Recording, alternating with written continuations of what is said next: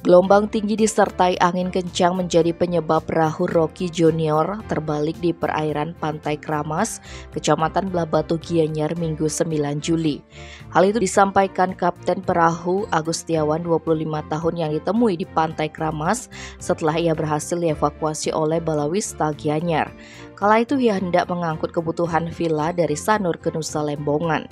Namun sesampainya di perairan Pantai Kramas, gelombang tinggi menghantam perahu tersebut sehingga ia bersama rekannya Muhammad Wistar, 19 tahun, tidak bisa mengendalikan perahu tersebut dan mesin mati.